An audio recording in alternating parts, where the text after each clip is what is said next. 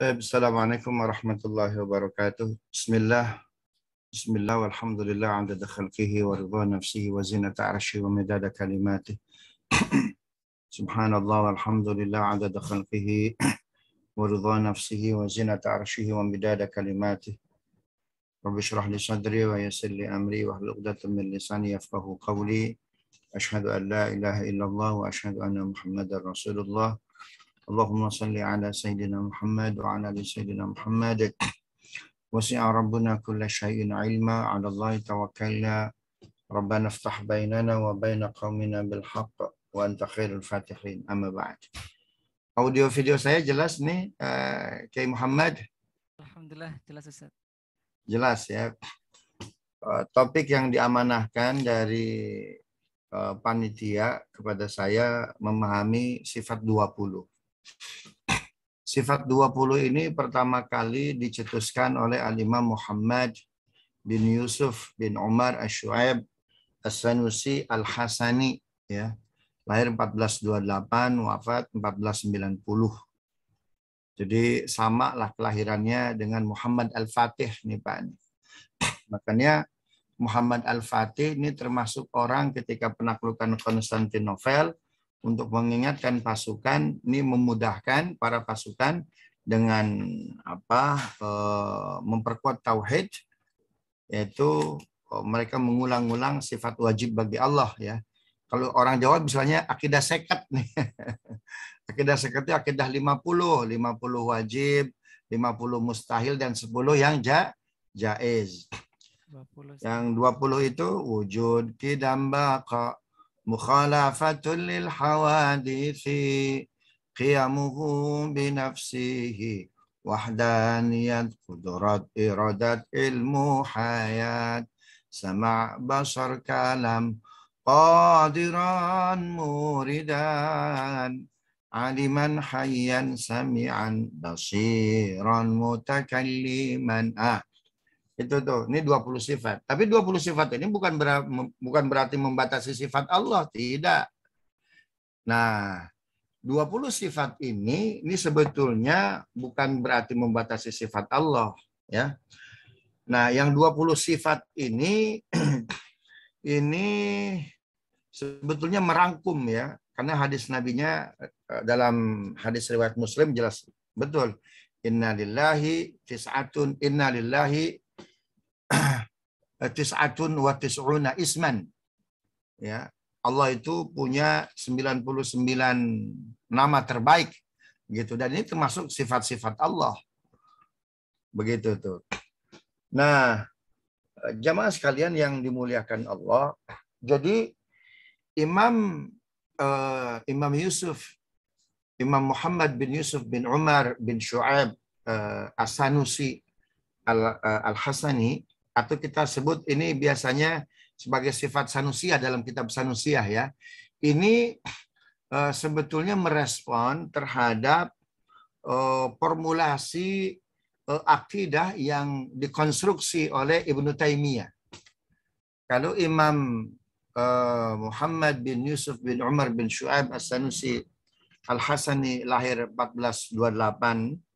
Nah, kalau Ibnu Taimiyah 1263. Beliau menformulasikan akidah tauhid itu dengan 3 bagian, ya. Ada akidah uluhiyah, kan begitu. Ada rububiyah dan ada asma wa sifat. Begitu bisa dipahami, ya.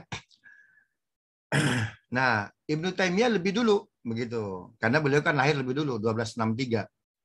Nah, Ibnu Taimiyah menformulasikan akidah itu dengan 3 bagian besar.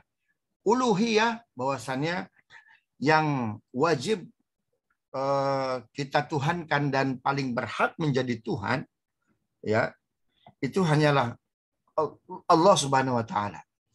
Nah, kemudian sifat uluhiyah ini banyak, kan begitu. Kemudian yang kedua, bagian kedua, bahwa formulasi akidah itu bisa dipahami bahwa Allah itu, ya, pengatur, pengurus, perawat segala semesta. Makanya disebut dengan akidah rububiyah. Diambil dari ayat Alhamdulillahi Rabbil Alamin. Allah yang mengurus semua alam. Nggak akan mampu kita nih. Dan yang kedua asma wa sifat, yaitu diambil dari asmaul husna. Nah begitu. Jadi sahabat-sahabat ikhwafillah yang dimuliakan Allah, kalau dalam urusan fikih itu ada ikhtilaf, maka sebetulnya dalam urusan akidah pun ada ikhtilaf. Ya, dalam fikih itu ada mazhab Hanafi, ada mazhab Maliki, ada mazhab Syafi'i dan mazhab Hambali, Ahmad bin Hambal. Begitupun dalam akidah, ya. Itu ada ada khalaf, ada salaf, ya, kemudian ada qadariyah, ada jabariyah, kemudian ada asy'ariyah, ada maturidiyah. Nah, jadi sebetulnya formulasinya sama, tauhidullah. Cuma mereka punya perspektif tersendiri bagaimana filosofi mentauhidkan Allah Subhanahu wa taala. Nah, ikhtilaf furu'iyah dalam akidah ini sebetulnya karena perbedaan penafsiran mereka diantaranya kepada surat Ali Imran ayat 7. Bismillahirrahmanirrahim. Huwallazi anzala 'alaikal kitaba minhu ayatum muhkamatun hunna ummul kitabi wa ukhra mutasyabihat. فَأَمَّا الَّذِينَ فِي قُلُوبِهِمْ زَيْغٌ فَيَتَّبِعُونَ مَا تَشَابَهَ مِنْهُ ابْتِغَاءَ تَأْوِيلِهِ وَمَا يَعْلَمُ تَأْوِيلَهُ إِلَّا اللَّهُ وَالرَّاسِخُونَ فِي الْعِلْمِ يَقُولُونَ آمَنَّا بِهِ كُلٌّ مِّنْ عِندِ رَبِّنَا وَمَا يَذَّكَّرُ إِلَّا أُولُو الْأَلْبَابِ. Dialah Allah yang telah menurunkan Al-Quran. Al-Quran itu minhu ayatum muhkamat. Sebagian ayatnya ada yang muhkamat, yang langsung mudah bisa dipahami. Halal haram nih gampang dipahami. Ya, ada lagi nah yang muhkamat ini kata Al-Quran hunna ummul kitab. Inilah ajaran-ajaran pokok Al-Quran. Qul huwallahu ahad. Katakan Allah itu esa tunggal. Nah, ini muhkamat. Ya. Kemudian apalagi hurrimat alaikumul maitatu, diharamkan kepada kalian bangkai. Ini muhkamat, mudah dipahami. Tetapi wa ukhra mutasyabihat. Sebagian ayat Quran ini silakan dibuka mushafnya ayat ke-7 dari surat Ali Imran. Wa ukhra mutasyabihat. Sebagian ayat Quran selain muhkamat ada juga yang mutasyabihat. Contoh, yadullah fauqa aidihim. Ya, yadullah, yad itu secara etimologis ya, itu artinya tangan. Sedangkan tangan ini mohon maaf, dia zat yang nempel kepada makhluk, bukan kepada khalik, betul nggak? Tangannya Kiai Muhammad Ali kan begitu. Tangannya Mas Bagus. Nah, ini tangan ini kata yang melekat kepada khalik, kepada makhluk. Kepada makhluk. Tapi dalam hal ini, yadullah, tangan Allah. Nah, berarti di sini yad kita artikan tangan atau kita artikan yang lain. Ini namanya apa? Mutasyabihat. Allahu yastawi alal arsh. Allah bersemayam di atas arash. Allah bersemayam. Ya, semayam itu melekat kepada makhluk.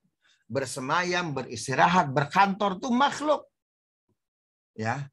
Tetapi kata yastawi ini dinisbatkan kepada Allah. Nah, apakah kita artikan bersemayam, berkantor atau bagaimana?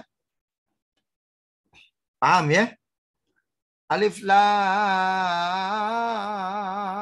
mim. Gimana nih artinya nih? Cari di kamus gak bakal ketemu. Ya. Ada yang tidak menerjemahkan, ada yang berani menerjemahkan. Siapa? Abdullah bin Abbas. Itu termasuk sahabat yang didoakan oleh Nabi. Makanya gelarnya apa? Turjumanul Quran. Ya, penerjemah penafsir Al-Quran. Nah, terkait ayat-ayat mutasyabihat tadi, فَأَمَّا الَّذِينَ فِي قُلُوبِهِمْ زَيْغٌ fayattabi'una ma tasyabaha minhu ibtigha'al fitnati wa ibtigha'a ta'wil. Kebanyakan, mohon maaf, orang-orang yang di hatinya itu ada ada mental zaik. Mental zaik itu berani begitu. Jadi frontal dia, enggak hati-hati. Itu mereka mengikuti fitnah. Fitnah ini berarti mengikuti hawa nafsunya.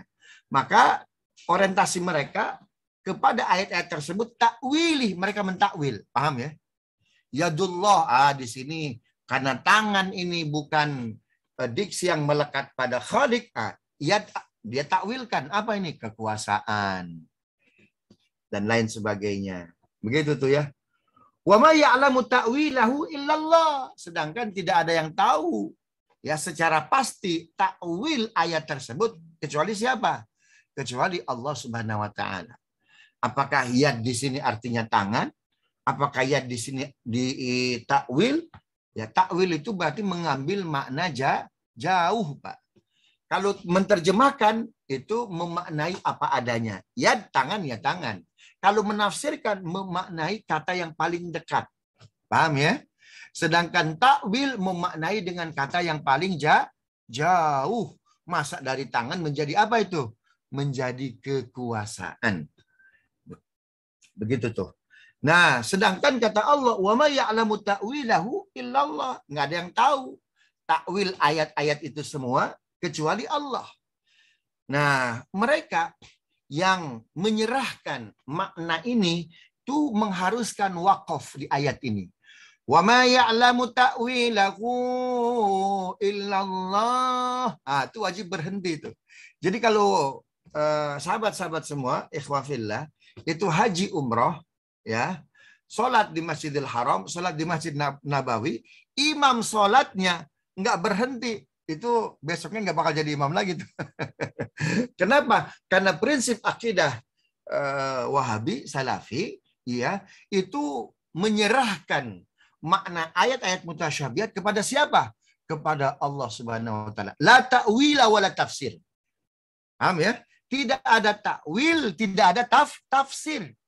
Apa artinya? Ya betul ini tangan, tapi bukan tangan Allah. Terus kalau begitu apa dong artinya? Ya serahkan aja kepada Allah. Jadi jangan ditakwil, jangan ditafsir. Jadi bagaimana dong? Ya sudah tangan Allah. Tapi tangan Allah berbeda dengan makhluk. Paham ya? Jadi ulama-ulama dari Timur Tengah, khususnya dari Arab Saudi, yang bermazhab salaf ya, wa ma ya'lamu ta'wilahu illallah. Paham ya? Jadi di sini wajib apa? Berhenti. Wajib berhenti. Kemudian memulai lagi pada kalimat warrasikhuna fil ilmi yaquluna amanna bihi kullum min 'indi rabbina. Sedangkan para ulama yang dalam ilmunya mereka berkata, kami beriman semuanya berasal dari Allah Subhanahu wa taala. Paham ya? Ini yang disebut dengan mazhab salaf. Ya, mazhab salaf. Nah, lalu ada juga para ulama ya, itu yang tidak berhenti pada kalimat wa ma ya'lamu ta'wilahu illallah warrasikhuna fil ilmi yaquluna amanna bihi kullum min 'indi rabbina. Tidak ada yang tahu takwil makna tersebut kecuali Allah dan para ulama yang dalam ilmunya. Paham ya?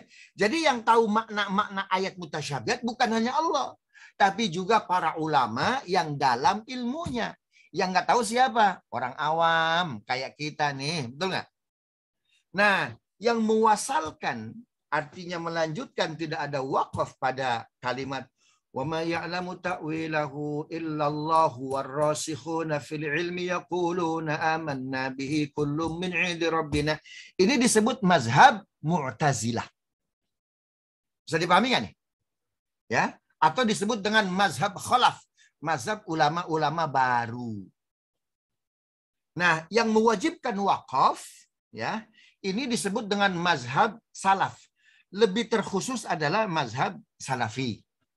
Sedangkan yang wasol, artinya yang tahu makna ayat-ayat mutasyabihat bukan hanya Allah, tapi juga para ulama yang dalam ilmunya, ini disebut dengan ulama khalaf.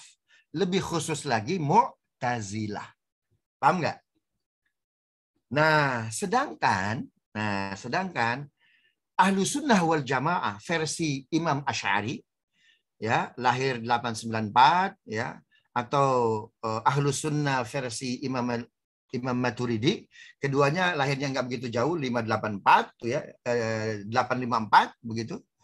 Itu mereka, jadi di sini apa istilahnya, terkadang wajib wakaf, ya, terkadang silahkan wasol.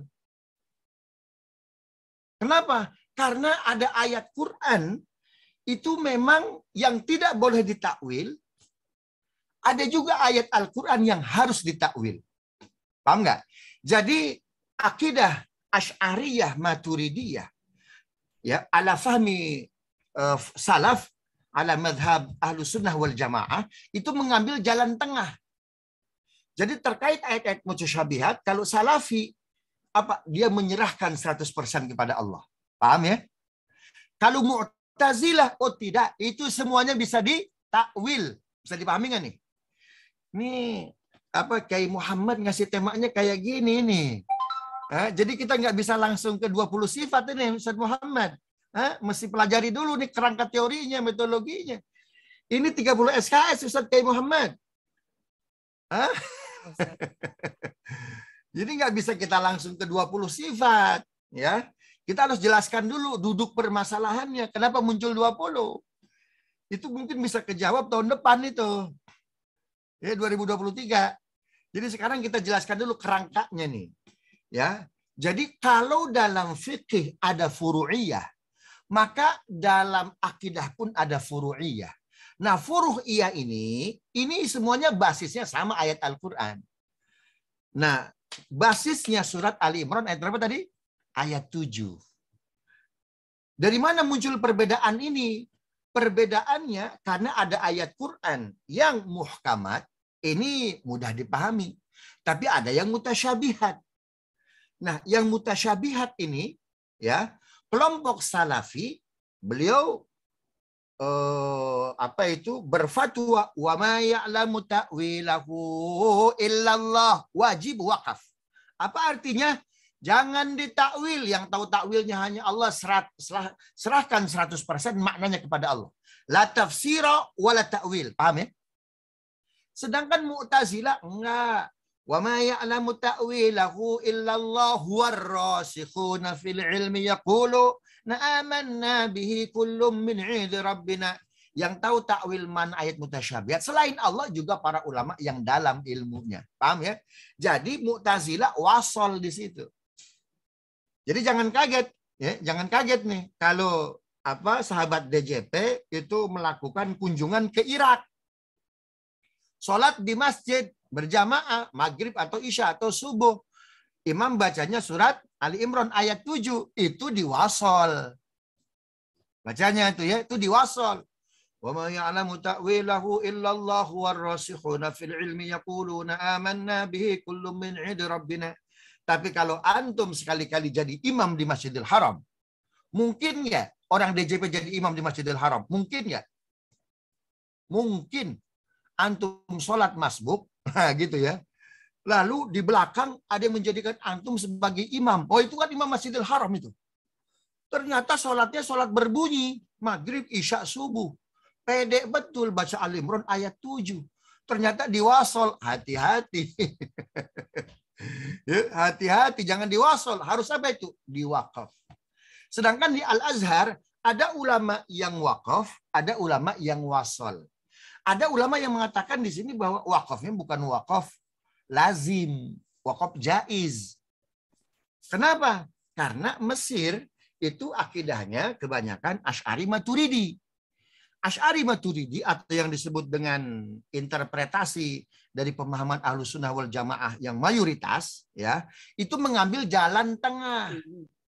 Paham nggak nih? Bisa dipahami nggak nih? Asy'ari Maturidi itu sebetulnya lahirnya lebih dulu dari Ibnu Taimiyah, ya, dari Imam Muhammad bin Yusuf bin Umar bin Syu'aib As-Sanusi Al-Hasani, lahir lebih dulu, ya, sekitar tahun 800 ya, 800-an. Nah, itu lahirnya lebih dulu. Nah, mereka mengatakan mengambil jalan tengah. Jadi ayat mutasyabihat itu, mohon maaf, ada yang nggak boleh ditakwil, ada yang wajib ditakwil. Paham nggak? Mana yang wajib ditakwil? Buka Al-Isra. Surat Al-Isra ayat 90, mohon maaf, ayat 172. Siapa yang mau baca? Ini biar antum yakin nih langsung nih. Kiai Muhammad, baca Kiai Muhammad. 172 Ustaz. 172, baca Kiai Muhammad. Muhammad Ali. Al-Isra 172. Al-Isra 172.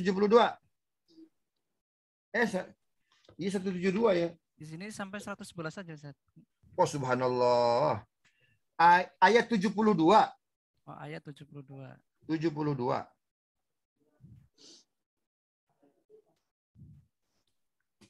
Ustaz 72 sampai 120 aja enggak? Silakan Kiai Muhammad.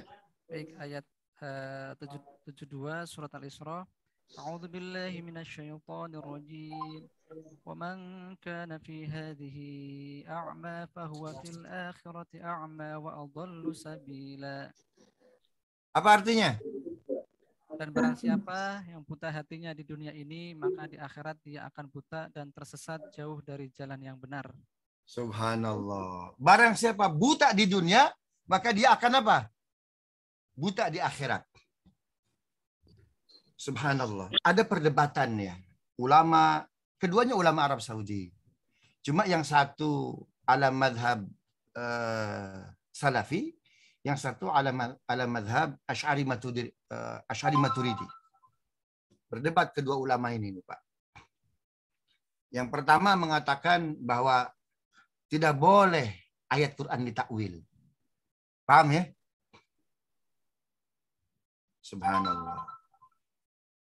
Ini sedangkan ulama yang lain, saya sebut namanya Said Muhammad Al-Alawi. Beliau mengatakan ada ayat Quran yang harus ditakwil, ada ayat Quran yang tidak boleh ditakwil. Debat keduanya. Sebelum sampai kepada masalah penakwilan, itu berdebat masalah tafsir, masalah hadis. Oh, kedua ilmunya berimbang. Masalah fikih berimbang. Ya, masalah apa itu masalah sirah berimbang. Nah, hingga berdebat masalah takwil fil Qur'anil Karim. Mentakwil ayat Al-Quran yang mutasyabihat. Kata ulama Saudi ini, saya kayaknya lebih baik tidak menyebut nama ya. Kata ulama Saudi ini yang mengatakan bahwa la ta'wila fil Quran, tidak boleh dia mentakwil Al-Quran, ya. Bahwa ayat Quran itu nggak boleh ditakwil. Terus kata Said Muhammad Al-Maliki, enggak. Ayat Quran ada yang harus ditakwil, juga pada saat yang bersamaan ada yang tidak boleh ditakwil.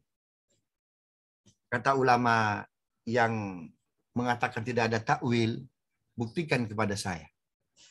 Said Alwi Al-Maliki Said Muhammad itu menjelaskan nih, Al-Isra 72. Wa man kana fi hadhi a'ma fahuwa fil akhirati a'ma. Barang siapa buta di dunia, buta di akhirat. Ini lawan debatnya ini, mohon maaf, beliau tunanetra. Ya, barang siapa buta di dunia, maka dia buta di akhirat. Coba kalau ayat ini nggak ditakwil, bagaimana itu? Paham, Kiai Muhammad? Ya, so akhirnya beliau angkat tangan. Wallahu alam, setelah itu apakah beliau mentakwil Al-Quran atau tidak. Tapi yang jelas debat ini dimenangkan oleh Said Muhammad Alwi Al-Maliki. Nah, akidah Ahlussunnah wal Jamaah ala fahmi Asy'ariyah Al-Maturidiyah itu ngambil jalan tengah. Karena dalilnya kata Nabi khairul umur awsatuha. Kenapa? Ini ngambil jalan tengah ini, menakwil sebagian ayat dan tidak boleh mentakwil sebagian ayat yang lain. Tujuannya apa? Tanzih anis sifat, ya, as-sayyi'ah. Membersihkan Allah dari sifat-sifat yang nggak pantas. Betul nggak? Mentakwil ini dalam rangka memurnikan kesempurnaan Allah. Kalau yadullah diartikan apa itu? Tangan, ya, nggak ditakwil, ini akan merusak. Ya, makanya Ibnu Taimiyah sempat dikecam oleh para ulama. Apa yang dimaksud dengan Allah itu turun? Ketika itu beliau lagi ada di mimbar. Ya turunnya aku seperti turun dari mimbar ini. Oh langsung dikecam tuh. Nah itu kekurangan apa? Kekurangan tidak ada takwil. Tetapi kekurangan Mu'tazilah apa? Semuanya ditakwil. Begitu tuh ya. Nah akidah Ahlus Sunnah wal Jamaah ala fahmi Asy'ariyah Maturidiyah itu ngambil jalan tengah.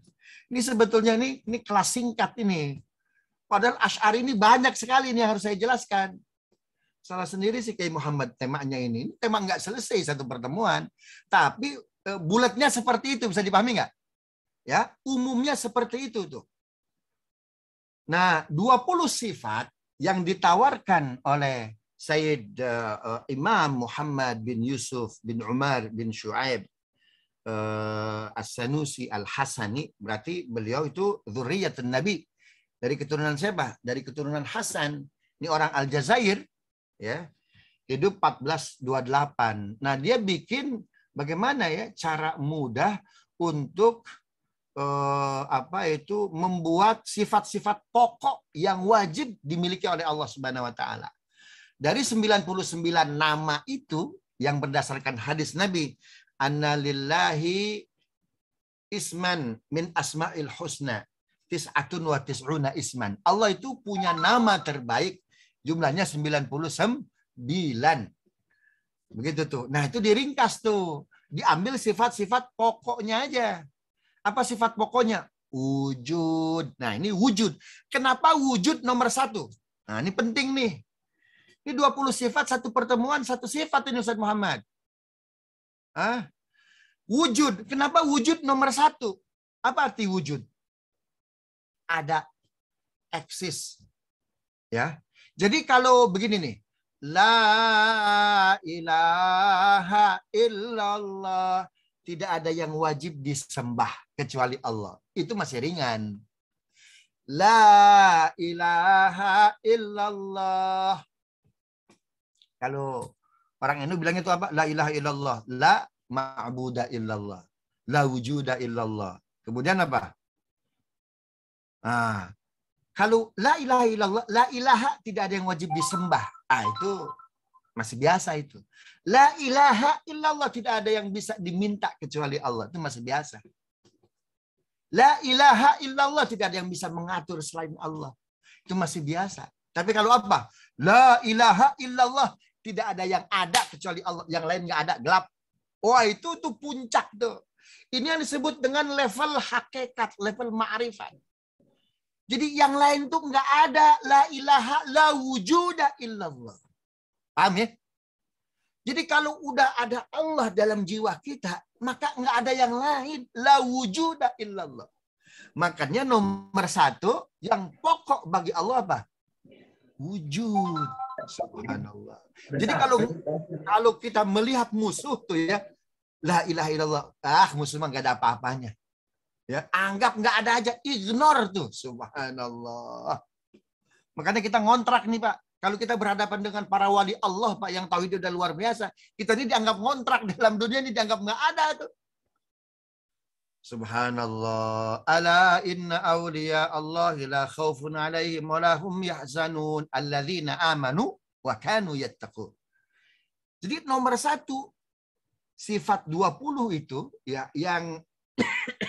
yang diperas dari 90 sifat, ya dari 99 asmaul husna, itu nomor 1 wujud.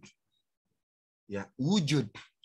Kenapa? Karena hari ini, Ibu Bapak, jamaah sekalian yang dimuliakan Allah, adanya aliran-aliran yang meniadakan Tuhan, berarti mereka menganggap Tuhan apa? Tidak ada. Adanya ateis, kan begitu. Adanya komunis. Berarti kan mereka menganggap apa? Allah itu nggak ada. Makanya nomor 1 ditekankan. Dari 20 sifat nomor 1-nya apa? Wujud. Ya, wujud tuh subhanallah. Jadi wujud ini sifat pokok. Kalau kita berbuat maksiat, berarti kita tidak meyakini Allah itu wujud. Paham Bapak Ibu ya? Berarti kita nggak menganggap Allah ini nggak ada. Kalau kita nggak sholat, buat apa sholat? Berarti kita nggak menganggap Allah ini wujud. Subhanallah. Kalau kita sombong, berarti kita nggak meyakini Allah ini wujud. Allah ini ada. Makanya kata Imam Al-Ghazali dalam kitab Ihya Ulumuddin itu ya, itu ketika orang berbuat maksiat, dia meyakini bahwa Allah itu tidak basir, Allah itu tidak melihat. Subhanallah. Ketika kita berdusta, kita seolah-olah meyakini Allah itu tidak sami', tidak maha mendengar. Subhanallah. Makanya Imam Al-Ghazali itu ya, selesai dia nulis kitab ini, itu, dan itu, kemudian filsafat, hadis, dan lain sebagainya. Jalur terakhir yang beliau ambil itu apa? Jalur kezuhudan. Itu, Pak. Ya, jalur kezuhudan. Subhanallah. Ini sifat pertama, wujud. Ya, jadi yakinlah ibu bapak yang dimuliakan Allah, bahwa kita ini ada karena ada yang mengadakan. Yang kalau kita ada, apalagi yang mengadakan kita. Paham nggak? Ya, kalau kita ada, oh apalagi yang mengadakan kita. Makanya Nabi SAW pernah mengutus sahabat beliau, Sa'ad bin Abi Waqqas, ke Cina tuh Pak. Ini Sa'ad bin Abi Waqqas ke Cina, nih jangan dibantah ya riwayatnya. Kalau beliau wafat di Cina, debatable riwayatnya. Itu dua hal yang berbeda antara berangkat ke Cina dengan wafat ke Cina. Kan begitu. Tapi Sa'ad bin Abi Waqqas ke Cina itu nggak bisa dibantah dalilnya. Nah, Sa'ad bin Abi Waqqas itu berangkat ke Cina atas perintah Nabi bawa surat Al-Ikhlas. Karena di Cina ada Lao Tse. Cina itu bukanlah komunis. Cina menjadi komunis sejak 1823.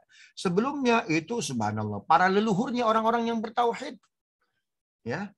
Mana buktinya Lao Tse? Dia mengajari santri-santrinya, murid-muridnya. Kita ini ada karena ada yang maha mengadakan. Ditanya sama muridnya, Lao Tse, yang mengadakan kita di mana adanya? Oh, dia nggak memerlukan tempat. Kalau dia memerlukan tempat, maka dia sama dengan kita. Ya, oke deh kalau begitu. Dia namanya siapa Lao Tse? Nggak bisa jawab Lao Tse.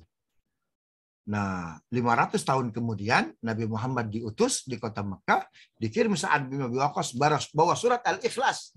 Pertanyaan yang tidak bisa dijawab oleh murid-muridnya Lao Tse, dijawab oleh Al-Quran. Qul huwallahu ahad. Nama Tuhan yang mengadakan kalian dan semesta ini adalah namanya Allah. Tuh, Pak. Itu tuh ya. Jadi wujud ini adalah sifat pokok. Nggak mungkin kita ada yang maha mengadakan, yang maha mengadakan nggak ada. Jadi bagaimana? Makanya virus corona ini menjadi bukti nih Pak nih bagi mereka yang tidak percaya kepada ketuhanan Allah Subhanahu wa taala. Ya, virus corona nggak kelihatan dia. Tapi hasil kerjanya nampak. 145.000 orang Indonesia Allah wafatkan. Subhanallah. Karena virus ini nggak kelihatan dia, tapi hasil kerjanya nampak. Begitu tuh ya. Apalagi Allah Subhanahu wa taala. Waduh, waktunya nggak cukup nih. Yang kedua satu lagi nih ya. Wujud qidam baqo. Qidam. Bahwa sifat pokok yang harus wajib melekat pada Allah Subhanahu wa taala. Qidam. Apa itu qidam? Dahulu dan tidak ada yang mendahuluinya. Apa artinya? Bahwa Tuhan itu tidak bisa diketahui jejak historisnya. Ada seorang ilmuwan Inggris namanya Karen Armstrong. Beliau menulis buku The History of God. Sejarah Tuhan. Kalau Tuhan ada sejarahnya, ada tanggal lahirnya, bahkan Tuhan tersebut didaftarkan di Kemenkumham, maka yakinlah dia bukan Tuhan. Kenapa? Karena dia dahulu dan lebih dahulu. Nggak mungkin. Jadi kalau Tuhan bisa ditelusuri jejak historisnya tuh ya. Itu makanya luar biasa Karen Armstrong. Karen Armstrong tuh saya beberapa kali ketemu dengan beliau tuh di International Conference tuh ya. Colek dikit tuh dapat hidayah beliau. Tapi apa jawab beliau? I'm very I'm very lucky, drink, wine, whiskey, and alcohol, kata dia. Ini yang menjadi barir, ya. Beliau belum tertarik dengan Islam. Karena kenapa? Saya nggak boleh minum lagi, nggak boleh mabuk lagi, dan lain sebagainya. Beliau itu membuat buku yang sebetulnya buku itu memberikan pukulan telak, The History of God, sejarah Tuhan.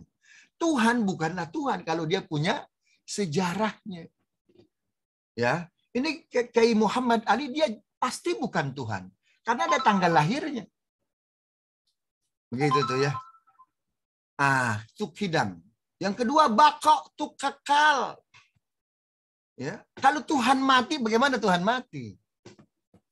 Ya, Tuhan mati. Uzair dijadikan Tuhan oleh orang Yahudi, anak Tuhan. Kenapa? Karena bisa tidur 100 tahun katanya. Ya. Uzair ini bisa tidur 100 tahun. Dalilnya Al-Baqarah 259, "Au kalladzi marra 'ala qaryati wa hiya khawiyatun 'ala urushiha qala anna yuhyi ba'da mautiha. Famata Allah mi'ata 'amin thumma ba'atha qala kam labitha qala labitha yawman aw ba'dha yawm." Kata Uzair, "Ya Rabb, bagaimana kau menghidupkan ini orang-orang yang sudah mati?" Akhirnya oleh Allah langsung diwafatkan tuh Uzair. Ya, ditidurkan berapa tahun? 100 tahun. Kemudian dibangunkan. Uzair, berapa lama kau tidur? Semalam atau 2 malam? Enggak, 1000 tahun. Karena Uzair tidurnya 100 tahun, oleh orang Yahudi dijadikan sebagai anak Tuhan. Dalilnya At-Taubah ayat 30. Wa qalatil yahudu Uzairun ibnullah. Orang Yahudi berkata, Uzair anak Tuhan. Kenapa? Tidurnya 1000 tahun. Dibantah oleh Al-Quran. Allah turunkan surat Al-Baqarah ayat kursi 255. Allahu la ilaha illa huwal hayyul qayyum. La ta'khudhuhu sinatun wala naum. Allah tidak ada Tuhan selain yang maha hidup dan maha terjaga. Nggak pernah kena kantuk sedikit pun. Gimana Anda punya Tuhan, tidurnya 1000 tahun. Tuhan kami nggak kena ngantuk. Paham tuh ya? Subhanallah. Nah, jadi harus bakok. Tuhan itu harus bakok. Harus kekal. Nggak boleh. Jangankan mati. Tidur aja nggak boleh. Subhanallah. Apalagi yang lainnya. Nah, yang keempat, yang pokok nih. Wujud kidam bakok. Mukhalafatul lil hawadisi. Ya, ini kita 4 aja ya. Kayak Muhammad ya. 4 aja. Jadi, sifat pokok Allah Subhanahu wa Ta'ala yang keempat, itu harus berbeda dengan makhluk. Makanya ada hadis laisa kamitslihi syai'un. Ya, ayat Quran juga itu. Ya, jadi Allah itu tidak ada sesuatu pun itu serupa, mirip, setara dengan Allah Subhanahu wa Ta'ala. Itu Imam Al-Ghazali dalam kitab Al-Munqidh Minadh Dhalal itu bikin luar biasa itu, filsafat nama. Nama saja, nama Allah itu berbeda dengan nama makhluk. Allah terdiri dari apa? Hamzah, lam, ha. Subhanallah. Itu dibuang hurufnya satu persatu, bahkan sampai hilang, tetap Allah. Betul? Coba, Allah dibuang hamzahnya. Jadi apa itu? Ya Muhammad. Lillah. Lillahi ma fis samawati wa ma fil ardh, tetap Allah. Lam yang pertama dibuang, jadi apa? Lahu. Lahu mulkus samawati wal ardh, baginya langit dan bumi. Lam yang kedua dibuang, tinggal apa itu? Hu. Allahu la ilaha illa hu. Tidak ada Tuhan selain dia. Dibuang lagi haknya, jadi apa? Nggak ada hurufnya. Jadinya apa itu? Gaib. Hudallil muttaqin. Yang pertama, alladzina yu'minuna bil ghaib. Itu dari namanya aja beda. Ustaz Muhammad Ali. Ali dibuang A-nya. Li dibuang L-nya. I. Udah beda itu artinya itu. Subhanallah. Maka sifat pokok yang keempat, mukhalafatul lil hawadisi. Wallahu alam bissawab. Ya. Ini kajian panjang kali lebar sebetulnya ini ya. Karena waktunya terbatas. Mudah-mudahan bisa memberikan pemahaman global. Wallahu alam bissawab. Baik, jazakumullah khairan kepada Ustaz Dr. Antum Ali yang sudah menyampaikan tema pada kesempatan siang kali ini. Kita jadi tahu ya bagaimana proses daripada sifat yang 20, mulai dari pembahasan masalah surah Ali Imran yang tentang masalah mutasyabihat dan juga muhkamat. Selanjutnya adalah sesi tanya jawab bagi jemaah yang ingin bertanya terkait dengan asma wa sifat dan juga yang lainnya, bisa ditulis di kolom chat Zoom Salahuddin ataupun bisa diketik di YouTube Salahuddin DCP. Silakan. Ya Ustaz, terkait dengan masalah sifat Allah yang tadi disebutkan bahwasanya ada dikenal dengan akidah khamsin ya Ustaz ya. Nah, untuk penamaan akidah khamsin sendiri itu yang ada sifat wajib, jaiz dan juga yang satu lagi itu, apakah itu beliau menentukan melalui mimpi atau bagaimana Ustaz? Jadi akidah khamsin ini itu beliau tulis dalam kitabnya Ummul Barahin. Artinya induk, barohin argumen dari kata burhan. Burhanun, burhanani, barohin. Jadi apa? Induk argumentasi. Jadi ini sifat sekat ini, akidah sekat ini, itu pertama dari hasil kajian beliau yang sangat mendalam. Ya, beliau pelajari Al-Quran, pelajari hadis Nabi, Al-Quran khususnya Ali Imran ayat 7 dan ayat-ayat mutasyabihat yang lainnya. Kemudian dia pelajari hadis-hadis Nabi Shallallahu Alaihi Wasallam. Ya, diantaranya tafakkaru fi khalqillah, wala tafakkaru fi dzatillah. Ya, itu berfikirlah kalian, telaahlah ciptaan Allah, jangan telah apa zatnya Allah Subhanahu Wa Taala. Walaupun nanti Subhanallah, nikmat terbesar bagi para penghuni surga di surga apa itu? Melihat zat Allah Subhanahu Wa Taala. Jadi mereka yang ingin melihat zat Allah, maka dari sekarang nabung amal, investasi. Ya, karena nikmat terbesar di surga apa itu? Melihat Allah, melihat zat Allah. Analoginya begini deh, analoginya nih. Kita diundang ke istana presiden. Subhanallah. Diterima di istana presiden. Oh, presiden belum datang nih, kita dikasih makan, dikasih minum. Itu subhanallah, minuman istana. Makanan istana kan enak betul, beda dengan makanan di rumah kita. Ya, lagi enak-enaknya makan, lagi enak-enaknya minum, tiba-tiba pas pampres bilang, sebentar lagi Presiden Republik Indonesia masuk ruangan. Itu kira-kira kita terus makan, terus minum, atau kita abaikan tuh makanan minuman? Kita abaikan, kenapa? Ada yang lebih besar nikmat apa itu? Ketemu presiden, apalagi ketemu Tuhannya presiden. Maka nikmat surga yang lain itu diignore, diabaikan itu. Subhanallah, untuk melihat yang lebih, yang maha sempurna, yaitu Allah Subhanahu wa Ta'ala. Nah, Imam Muhammad bin Yusuf As-Sanusi ini beliau melakukan, mohon maaf, ekstrak ya. Jadi melakukan kajian dari semua mazhabul akidah. Ya, dari Jabariyah, dari Qadariyah. Karena kan beliau ini ulama pertengahan nih, ulama modern abad ke-15 beliau. Nah, Ibnu Taimiyah lebih dulu, Asy'ari Maturidi lebih dulu. Bahkan mohon maaf, ya mazhabul arba'ah, Hanafi, Maliki, Syafi'i, Ahmad bin Hanbal ini lebih dulu. Nah, mereka pahami juga tuh. Ya, pandangan-pandangan akidah mereka. Nah, sehingga dikumpulkanlah ya perbedaan pandangan para ulama terkait akidah itu, tujuannya sebetulnya sama. Antara salafi ya, kemudian dengan antara para ulama yang lain gitu, yang menakwilkan itu tanzih anis sifatis salbiyah ya, itu membersihkan Allah dari sifat-sifat negatif. Jadi tujuannya sama, cuma interpretasi, perspektif yang berbeda. Nah, melakukan ekstrak terhadap pandangan, varian pandangan dalam akidah, setelah itu tentu beliau beristikharah. Ya, tentu beliau beristikharah. Dalam istikharahnya beliau bermimpi. Lau kanatis salatu khamsun fa aqidatu khamsun, itu kata Nabi. Begitu tuh ya, beliau dapatkan bertemu dengan Nabi sallallahu alaihi wasallam. Lau kanatis salatu khamsun, andaikan salat itu 50, kan betul 50 kan? Amal 50. Kan salat Allah tawarkan kepada Nabi awalnya berapa? 50. Lau kanatis salatu khamsun fa aqidatu khamsun. Andaikan salat itu 50, maka akidah pun 50. Maka dibuatlah 50 wajib, 20 wajib, 20 mustahil. Berapa itu? 40. 10 jaiz. Subhanallah. Begitu ya. Hafal nggak nih? wujud, qidam. Coba bareng-barang sama-sama nih ya.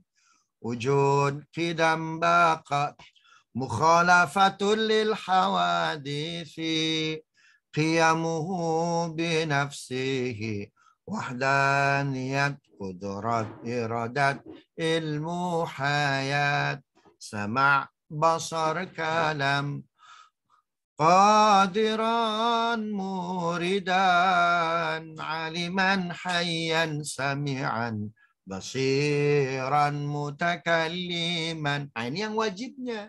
Yang mustahilnya lawannya wujud. Berarti apa? La wujuda. Nggak ada. Berarti al-adam. Nggak mungkin nih mustahil. Allah itu al-adam. Sisanya jaiz. Allah berkehendak atau tidak berkehendak. Itu urusan Allah Subhanahu wa taala. Sifat yang wenang, sifat yang boleh atau tidak boleh bagi Allah Subhanahu wa taala. Begitu tuh ya. Wallahu a'lam bishawab. Baik Ustaz. Ini ada pertanyaan, izin tanya Ustaz, dalam pemahaman akidah Asy'ariyah, bagaimana status orang Islam yang memahami akidah dari pemahaman lain di luar Asy'ari? Dan mungkin ini masih ini satu dulu Ustaz. Jadi begini, Asy'ari Maturidi pun itu belakangan kan. Lebih dulu itu Mazahibul Arba'ah.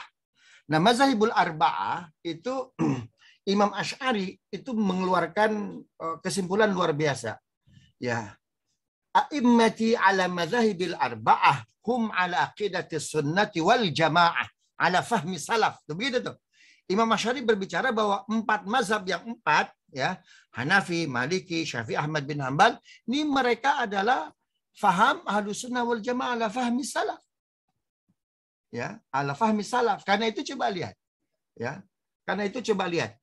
Ini mereka banyak berbeda dalam urusan fikih, tapi urusan mohon maaf, urusan mengambil jalur antara takwil atau tidak takwil, ya, beliau keluarkan dalam sebuah konstruksi kaidah. Apa itu? Tarkul asbab, al-i'timadu 'alal asbab syirkun. Lakin tarkul asbab ma'siyatun. Coba lihat nih. Ini pemahaman akidah mazhabil arba'ah. Ya, berpegang kepada sebab, ya, al-i'timadu 'alal asbab syirkun. Berpegang kepada sebab ni musyrik. Coba anak lu tuh, kalau bukan gua kasih SPP nggak bakal selesai kuliah. Subhanallah. Sombong betul tuh. Tuh motor tadi tuh kalau nggak gua tolong tuh ketabrak. Dia berarti apa? Menyatakan bahwa sebab dia menolong, dia selamat. Subhanallah. Itu musyrik tuh. Tetapi apa? Tarkul asbab maksiatun. Meninggalkan sebab itu maksiat. Saya mah tawakal aja kepada Allah. Ujian kalau lulus alhamdulillah, kalau enggak tergantung kepada, enggak bisa begitu tuh maksiat. Paham ya? Nah, di sini posisinya antara Qadariyah, Jabariyah. Kalau Qadariyah, kalau mau sukses belajar. Ya. Subhanallah. Kata mana? Kata Jabariyah, udah kita serahkan aja kepada Allah. Begitu tuh. Nah, Ahlus Sunnah wal Jamaah ala fahmi Asy'ari Maturidi ngambil jalur apa nih? Mengambil jalur tengah. Bisa dipahami ya? Yang belum saya jawab apa tuh? Sudah Ustaz.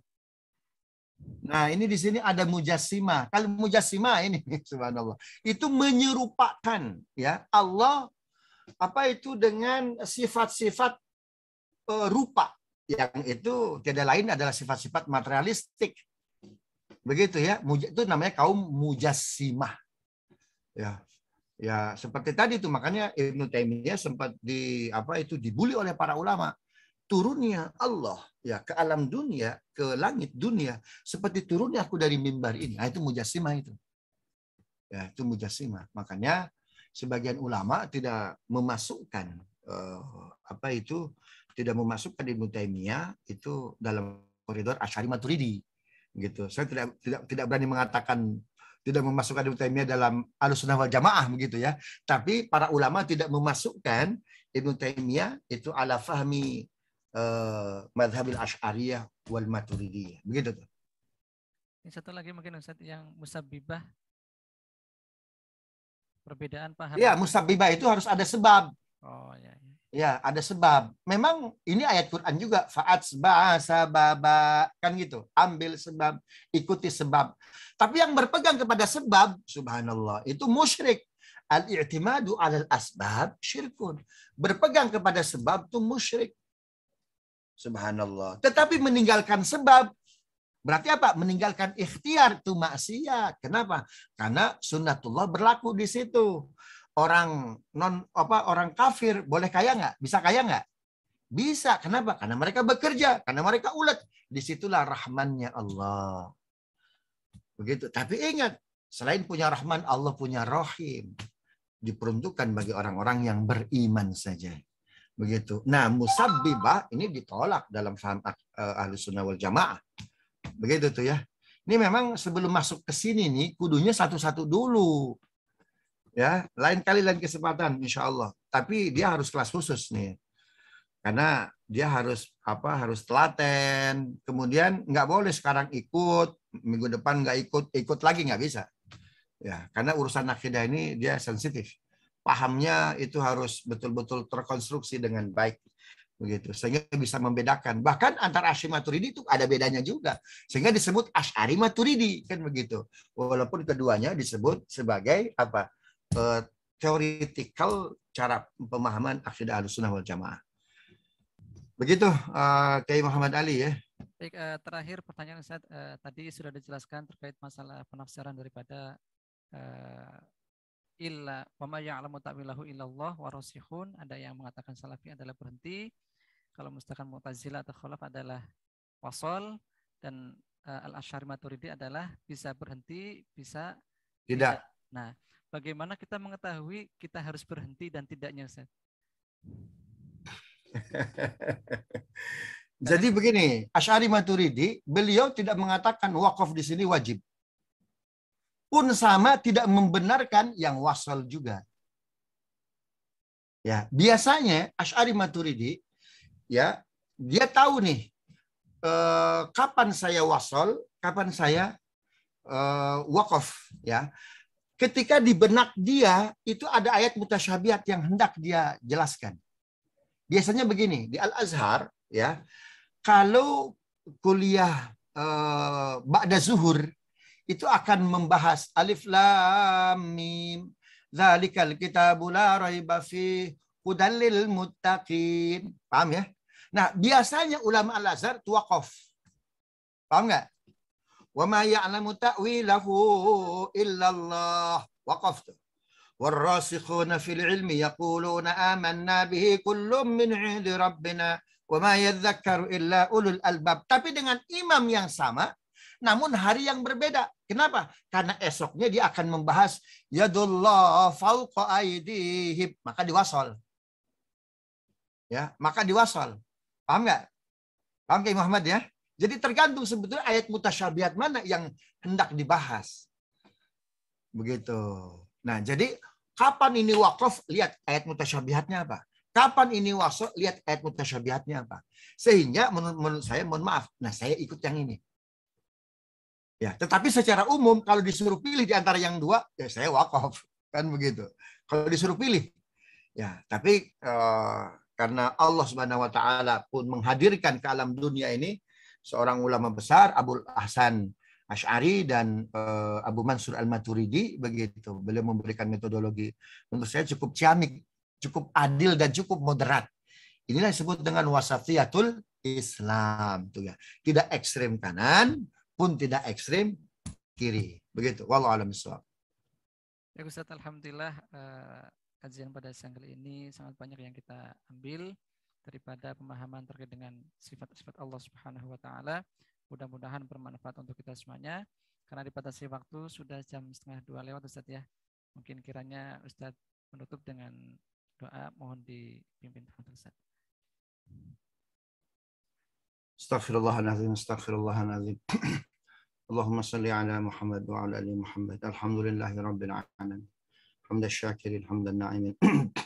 Hamdan yuafina makafi'u mazidah ya Rabbana lakal hamdu wa lakal syukur. Kama yanbaghi jalali wajhikal karim wa li'azim sultan. Ya Allah, ampuni dosa kami, orang tua kami, guru-guru kami. Ya Allah, kuatkan akidah kami, baguskan tauhid kami. Jadikan tauhid kami, membuat akhlak kami semakin baik, iman kami semakin kuat. Dekatkan kami ya Rabb dengan ridha-Mu. Jangan Kau tinggalkan kami. Bimbing kami ya Rabb. Karena ketika kami terpeleset, maka gagallah kami. Maka salahlah kami. Karena itu pastikan ya Rabb, bimbing akidah kami, bimbing tauhid kami, ridhoi kami, putra-putri kami, agar selalu berakidah Islam yang kuat, yang moderat, sesuai dengan pemahaman Nabi dan Rasul, sesuai dengan pemahaman para sahabatnya, para tabi'innya, para tabi'innya, dan orang-orang salaf yang Kau ridhai. Wassallallahu ala sayyidina Muhammadin wa ala alihi wasallam. Walhamdulillahi rabbil alamin. Subhanakallahumma rabbana wa bihamdika asyhadu an la ilaha illa anta astaghfiruka wa atubu ilaik. Assalamualaikum warahmatullahi wabarakatuh.